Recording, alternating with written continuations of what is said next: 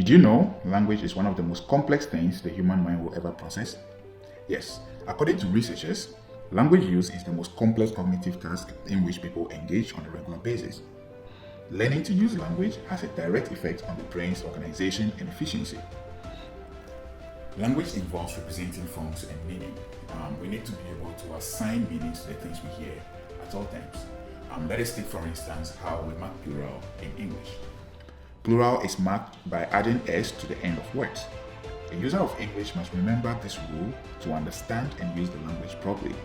All English speakers are likely familiar with this from English writing. But in fact, the English plural is more complicated. The marker written as s is pronounced as s in a word like cats, but as z in a word like dogs. An extra vowel appears to be added in words like buses. And it is not always the case that the plural contains an s at all. Sometimes, plural is marked by changing the form of the word. Goose becomes geese, and man becomes men. Other times, we add sounds other than s. For example, child becomes children, and ox becomes oxen. Yet, in other instances, we do not add anything to form plural. The plural of moose is moose, and sheep is sheep.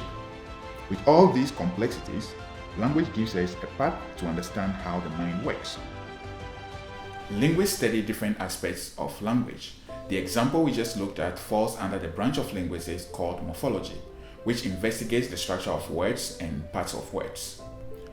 Others also study how the sounds of language interact. This is phonology. This is the focus of my research. I study how sounds influence each other with special attention to vowel harmony in the northern dialect of Ewe, also known as Eʋedome.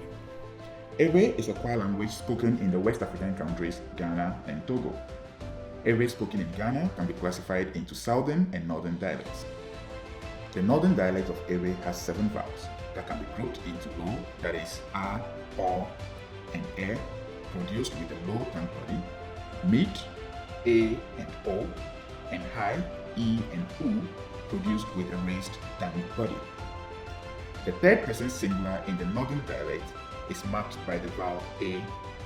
This marker can be realized as e when it occurs adjacent to high vowels, a when adjacent to mid vowels, and e when adjacent to some low vowels. For example, roll it is li, take it, chwe, pound it, twe. But something of interest happens in words like ta to draw and fe to split. A phrase meaning draw it is te. Notice that the a in the word meaning to draw is now realized as e, and the third person singular marker is also realized as e. This happens whenever there is a in the word followed by the third person singular marker.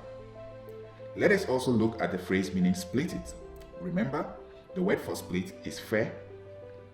Split it is fe. Notice here that the vowel in the verb changes to look like the third person singular marker instead of the marker changing to look like it. Now let us turn our attention to another marker that looks just the same as the third person singular marker. This is the focus marker. Focus markers highlight an element in a phrase or sentence.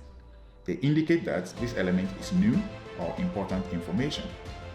A key point to remember is that both the third person singular and focus markers are pronounced as a in isolation. In Ewe, the focus marker is realized as a when it occurs next to high and mid vowels, and as e when next to low vowels. So for instance, kofie, achue, but you have agbae and ame. When you compare the two processes, you will see that when the focus marker is adjacent to a high vowel, the condition for it to look like a high vowel is met. However, the focus marker does not change. Similarly, when the focus marker is adjacent to a does not change to look like the focus marker as we saw in the third person singular. The question arising at this point is, why is this happening? Why will e and a change in one instance but not in another? To understand this, we need to look into how language is organized in the human mind. We have already mentioned that language is one of the most complex things your brain will ever process. We will now look at some of the complexities of language processing by answering these questions. Research has shown that language is organized into multiple levels in the human mind. At one level, different elements like s and cat are combined to form complex words. At another level, words are combined to form sentences. Now, the rules that govern how speech sounds interact can apply differently at these different levels. In the northern dialect of Eʋedome, I find that the two processes we discussed do not occur at the same level. The first, involving the third person singular, occurs at an early level where words are formed, and the phonological rules of this level forces adjacent vowels to look like each other in terms of being high or low. And this is why the third person singular marker is realized as E with high vowels and as E with low vowels. The other process, which involves the focus marker, occurs later when words already formed at the earlier level are combined to form phrases and sentences. This level has its own set of rules. The rules at this level require adjacent vowels to only look alike when one of them is a low vowel.